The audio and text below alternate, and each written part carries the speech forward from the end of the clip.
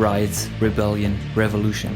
History is based on change and on progress. However, social and technical progress has always challenged the society and its people. Whether today or 100 years ago, injustice can be seen as the catalyst for a revolution. In history, there are numerous examples for conflicts between the oppressor and the oppressed, both violent and peaceful. The German movie director Fritz and the French video game designer David Cage both focus on the topic of progress and revolution in their art pieces. In this video, I will compare Metropolis from 1927 to 2018's Detroit Become Human, as to show what the artists try to tell us about this topic. When Metropolis came out in 1927 as one of the most expensive movies of all time, critics were not really satisfied. H.G. Wells wrote in a slating review, "It gives in one adding concentration almost every possible foolishness, cliché, platitude and muddlement about mechanical progress and progress in general, served up with a source of sentimentality that is all its own." Today the movie is seen as a milestone in cinema that inspired the genre of science fiction up until today, because of its groundbreaking design and its visuals, but also because of its seemingly timeless storyline, which takes place in the futuristic city of Metropolis. In the million-acre city, wealthy industrialists and business magnates and their top employees reign from 50 to 1,000-story skyscrapers, while underground dwelling workers toil to operate the great machines that power the city. The people on the higher level enjoy a luxurious life in opulent buildings, spending free time in nightclubs and pleasure gardens. People underground live in small, narrow houses between the steaming machine that they have to power with their workforce. In David Cage's Detroit Become Human from 2018, the city of Detroit is also divided into two classes. In contrast to Metropolis, these classes are not physically separated, but different in their basic composition. Due to their status as artificial beings, androids are not recognized as citizens or even as people with rights, so that they are largely perceived as things or possessions. Similar to the underground workers in Metropolis, the androids can be seen as the working class doing almost every job possible. I'm a machine, designed to accomplish a task. I know why I exist and who designed me. I have a reason to live. I guess that's the difference between us, Lieutenant. Interestingly, the director Fritz also shows the workers underground working like machines. As a part of the production process, these workers become part of the machinery. In chapter 15 of Karl Marx's Capital, he also focuses on the relation between the worker and the machine. As soon as man, instead of working on the object of labor with a tool, becomes merely the motive power of a machine, it is purely accidental that the motive power happens to be clothed in the form of human muscles. Wind, water and steam could just as well take man's place. Metropolis, as well as Detroit, illustrate Marx's worldview. Based on his understanding, society in history was always divided into two classes. The history of all hitherto existing society is the history of class struggles. Freeman and slave, patrician and plebeian, lord and serf, guildmaster and journeyman. In a word, oppressor and oppressed stood in a constant opposition to one another, carried on an uninterrupted, now hidden, no open fight, a fight that each time ended either in a revolutionary reconstitution of society at large or in the common ruin of the contending classes. The people above ground in Metropolis profit from the exploitation of the workers in a similar way as the humans profit from the obedient slave androids. Similar to Marx's thesis, both oppressed classes eventually start to rebel against their oppressors. But contrary to Marx's ideal, the result of these revolutions is not communism.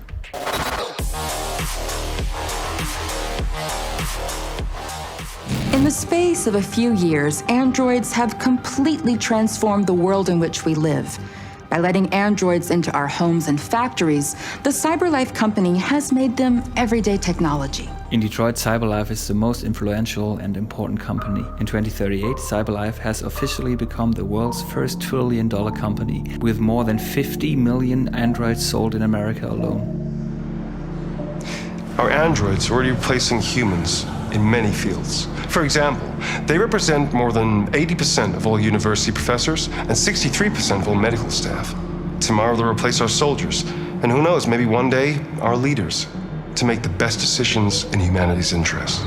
In 2031, the US government ordered 2 million androids for the use of the infantry, with a view to reducing human casualties with android soldiers. At the same time, Michigan announces the purchase of 5,000 androids to assist law enforcement departments. There are even hints that President Warren is working closely together with CyberLife.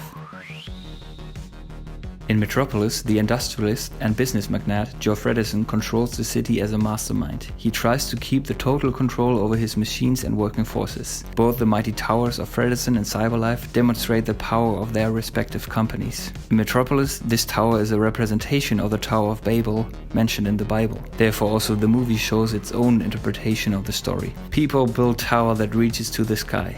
On top is written, "Great is the world and its creator, and great is man," profanely putting humanity on the same level as God. Like the Tower of Babel, also the Tower of Metropolis in Detroit was based on the labor of the lower class not sharing the same dream as the dreamer. The result was a revolution destroying the tower that eventually ended the great period of Babylon's history. Thinkers who believed that they could become equal to God paid the ultimate price, and history was about to repeat itself. That's not a bad idea. What? Making a girl. Actually making a girl.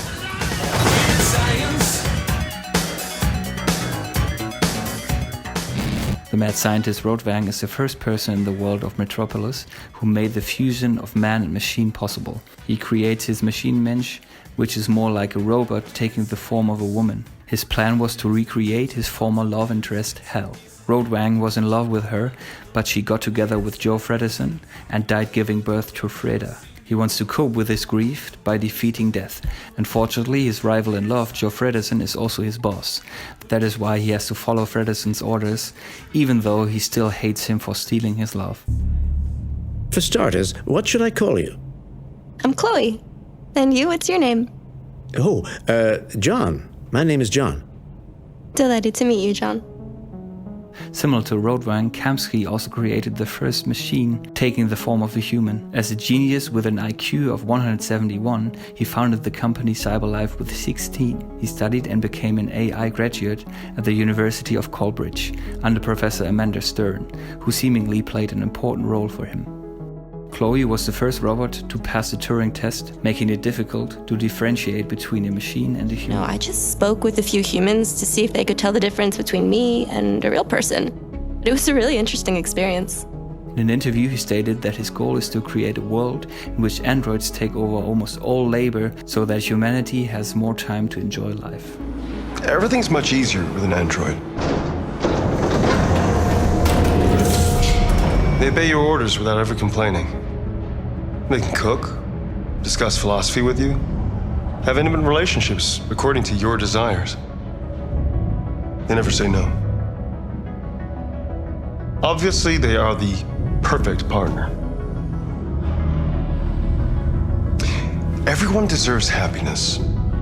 Why deprive yourself of so-called moral reasons when a machine can make you happy?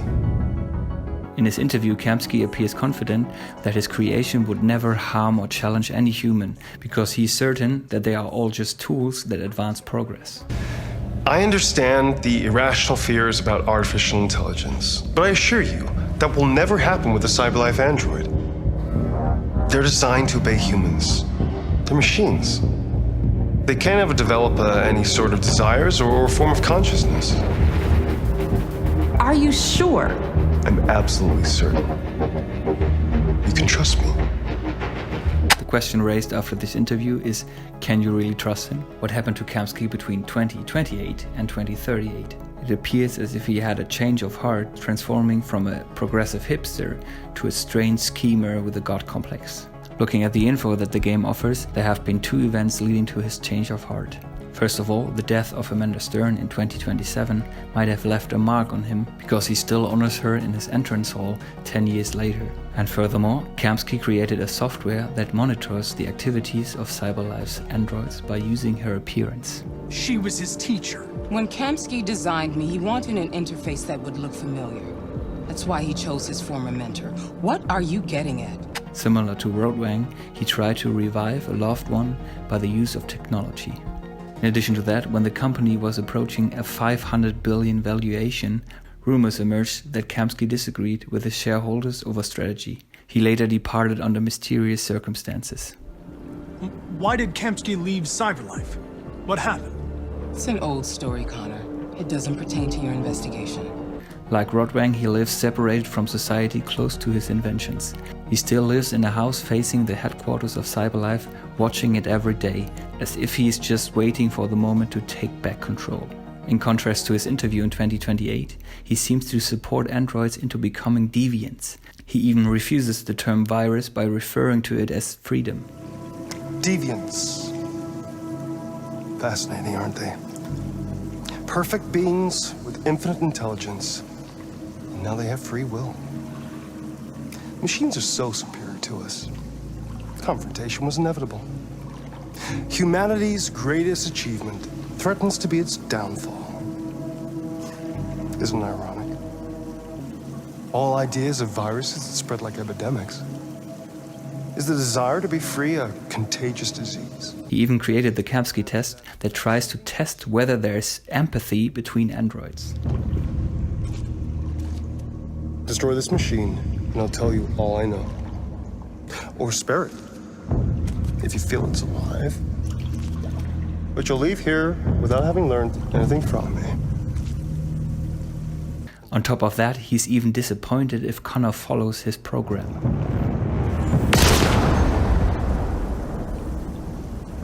Test negative. You choose your investigation of the life of another android, you feel no empathy.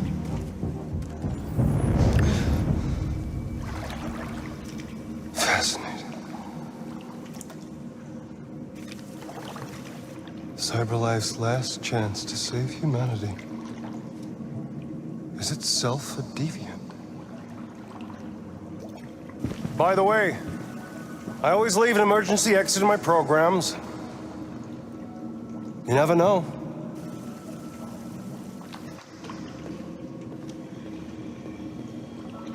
If all main characters die during the game, the player will see an ending that shows a triumphant Kamsky who takes over the role of CEO of Cyberlife. Elijah Kamsky, you're the founder of Cyberlife and foremost expert on androids. Though you left Cyberlife years ago, you've just been reappointed as CEO in the wake of the dramatic events in Detroit. How do you feel about what happened there? Clearly, what happened in Detroit was a tragedy.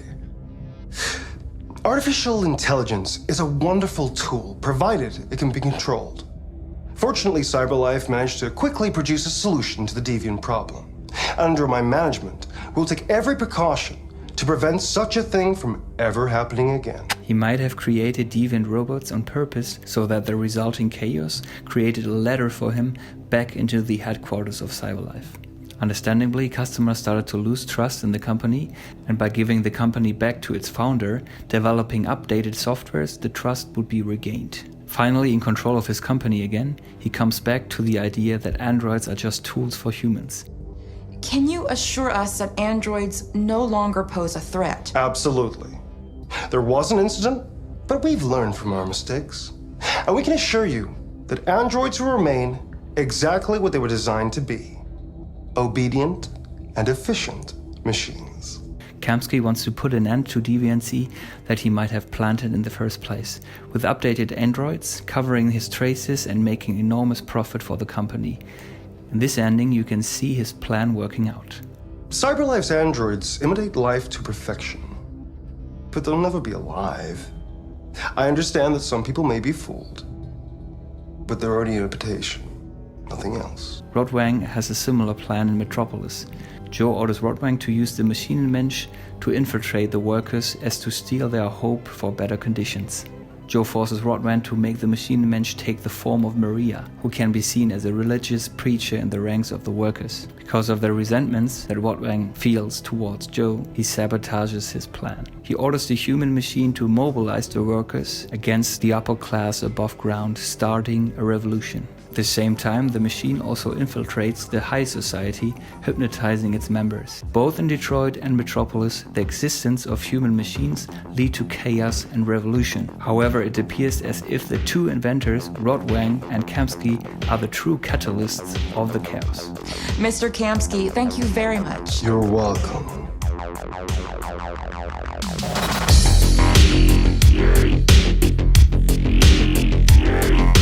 The The mission of the false Maria, personified by the machine, is to play off the upper class against the lower class as to create a clash leading to destruction. In contrast to that, the real Maria sees a problem in the growing gap between these two groups and preaches that mediation is the only way to prevent the upcoming chaos and destruction. She uses Babylon as an example as to show that the gap and the missing communication between the classes lead to its eventual downfall. In her worldview, there needs to be a mediator who is able to start a dialogue between the classes. The movie therefore uses the metaphor of the brain for the educated upper class and the hand for the toiling working class. With the human body as a symbol for society, the mediator represents the heart. In this sense, only empathy between humans might prevent bloodshed. Therefore, the upper class needs to empathize with the suffering working class, otherwise the revolution might be inevitable. The society in Detroit can be classified in similar sections, with the androids as the workforce and the humans as the brain that gives direction. Also in Detroit's world, there appears to be a lack of mediation between the classes. But if we go even further, applying the metaphor of the body parts to the game's main character, we can see suiting connections. Therefore, the metaphor of the rational brain can be given to Connor, who is solely focused on logical decisions that help him advance in his mission. I'm sorry, Lieutenant, but I must insist. My instructions stipulate that I have to accompany you. You know where you can stick your instructions? No. Where? The heart fits to the caring android Kara, who was programmed to understand human emotion, seemingly to such a degree that she created her own form of empathy.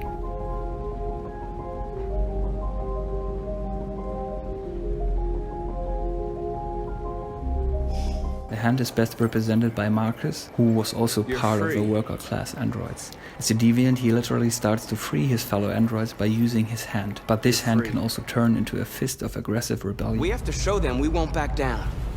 We stay right here. This connection directly came to my mind when I was introduced to the characters. The problem is that it is based on the player's decision how the characters develop. You deserve so much more than I could ever give you. I hope you'll find a real family. And be happy. Without me.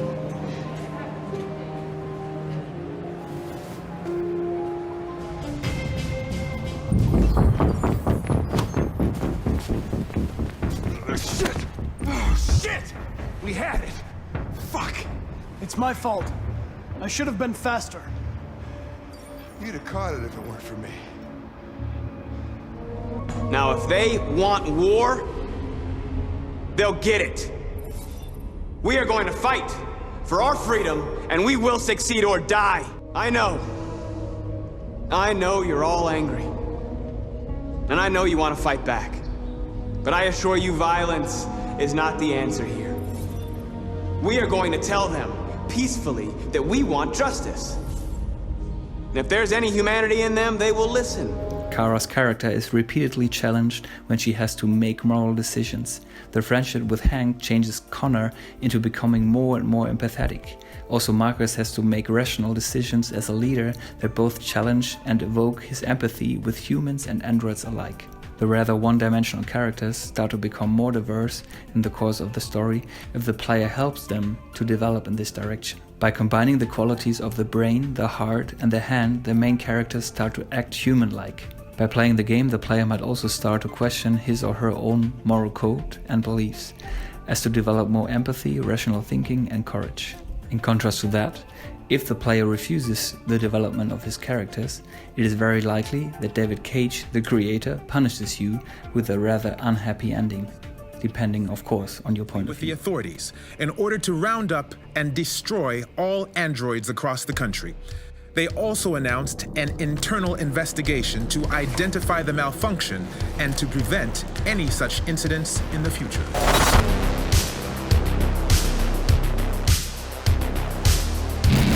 As choice plays a significant role in Detroit Become Human, shaping the story and the experience that you have as a player, the story of Metropolis is fixed due to the fact that it is a movie. There is no different version or direction for the events that take place. But the movie offers us two strategies to deal with the situation of inequality and oppression. As mentioned before, the first option is an aggressive revolution that is led by the human machine, which leads to senseless destruction. Tricked by the human machine, the workers destroy the means of production and cause a flooding of the barracks where they almost kill their own children. After realizing what they did to their children, the mob is furious and plans to take revenge on the human machine referred to as a witch. After the capture, they burn it alive, showing the lynch justice that also took place during the French Revolution. Also in Detroit, there is a leader that forms a movement of protest against oppression. Marcus can follow a similar path of aggression that leads to an armed battle for the city. If the player chooses this path for the android movement, Detroit might be a victim of a dirty bomb, making it uninhabitable for humans. In this outcome, it is hinted that the retaliation of the American government will be the next step that might lead to an actual war between androids and humans. This is the first time in our history that one of our cities has fallen into enemy hands. We are going to fight them with all our strength, and we won't rest until we have taken back control of Detroit and destroyed the last of them. Humanity is about to face its most important battle, one that will lead to our victory or our extinction. May God bless you all. And may God bless the United States of America. In contrast to this undesirable outcome, there is also a peaceful alternative that can be compared to the story of the protagonist in Metropolis. Freder, as the son of Joe Fredersen, appears in the movie as the awaited mediator between the workers and the upper class. There is a love story between Freder and Maria, who sees his potential as the solution for the problem. Due to his empathy with an exhausted worker, he himself takes the place of him and experiences the suffering of the lower class firsthand. Horrified by this experience, he tries to talk to his father about the situation underground, but he refuses to listen to him.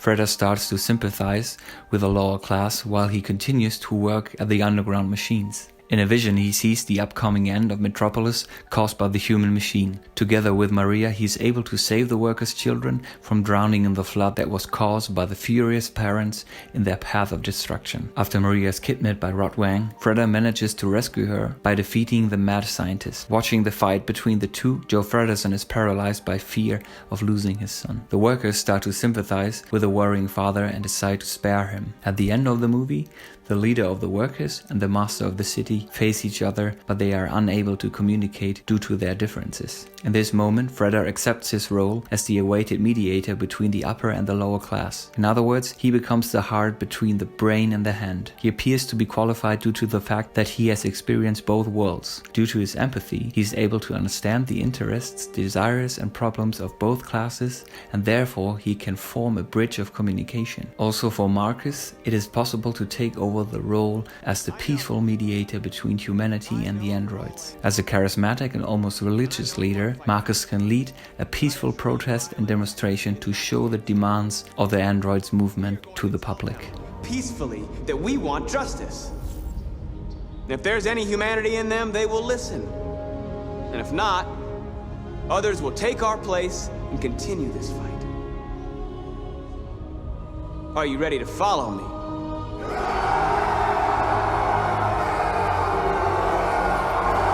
Initially, this android was a present from Kamsky to Karl Manfred, a free-thinking artist who taught Marcus courage, creativity and self-awareness. You'll have to protect yourself and make your choices.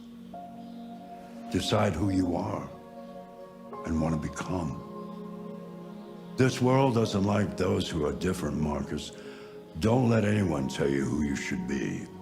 From the point of this biblical resurrection, he sees his mission in freeing his people. From here on, the player decides the path that Marcus takes. On the one hand, as the human machine that brings about a civil war, and on the other hand, he can choose the path of Freder, forming a bridge of communication between the two classes. Therefore, similar to Freder, it is empathy that helps Marcus to understand the needs and desires of both respective sides. Sing on just a little while longer. Everything will be alright. But not only Marcus can take the role of the caring Fredder. As the development of the characters lies in the hand of the player, also Connor shows Hank the potential of androids as living and feeling beings. Yeah, I've learned a lot since I met you, Connor. Maybe there's something to this. Maybe you really are alive. Maybe you'll be the ones to make the world a better place. The same goes for Kara, whose loving relation to Alice even changed the view of the surrounding androids, as well as the humans and maybe even the player. When your wife walked out, she took your daughter away. You couldn't live without her. So you bought yourself an android. A substitute little girl. You thought you could love her. That she would make you forget. But nothing could replace your child. I just wanted to prove to myself that I was a good father. She was wrong. But I fucked it all up all over again. She was right in the end. I didn't deserve them.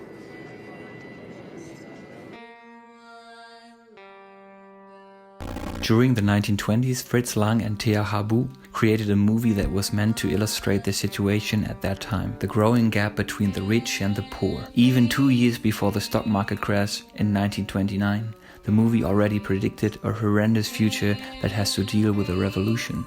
In Germany and other countries, the populists rose to power, building fascist regimes as to cope with the situation. However, the Second World War was the consequence of this development. Similar to Marx, Lang depicts the working class as a suffering, dehumanized group that becomes more machine-like. In order to regain their humanity, they destroy the machine, but revert to barbarity in the process. In contrast to Marx, Metropolis does not see communism as the ultimate goal, but it tries to show that there always has to be a peaceful communication and negotiation between the lower and the upper class. If the upper class seals itself off, exploiting the working class without sharing the profit, the revolution might be a logical consequence. Also in Detroit, the confrontation between the two classes and also the problematic relation between human and machine leads to an open rebellion. It depicts humans that create human-like machines to use them as slaves. Humanity as the oppressor appears as dehumanized, immoral, greedy, addicted and lazy. Similar to Metropolis, the living machines in Detroit take over the humanity of the humans. But in this case, it seems as if humans give up their humanity willingly. By handing over every task that inspires effort to androids, humans are on the path to become mere pleasure beings. Coined by this lifestyle, they appear as inhumane and desire-driven, similar to the high society of Metropolis. Comparing these two works of art, we have two directors almost 100 years apart from each other, focusing on similar topics. In 1927 and also today, the growing gap between the rich and the poor was and is still a problem. The constant improvement of technology only intensifies this problem. However, both David Cage and Fritz Lang don't criticize technical progress, but they show what it does to people and how society has to adapt to this progress in a constructive way. The growing feeling of injustice in a society creates a tension that might lead to a revolution. According to Marx, history is based on class conflicts and evolves through revolution as a motor. But history has shown that revolutions can be fought without violence. David Cage and Fritz Lang definitely support this idea. Because in the end, change is necessary for our progress, and as long as empathy guides us on our way, there might be a bright future for humanity as well.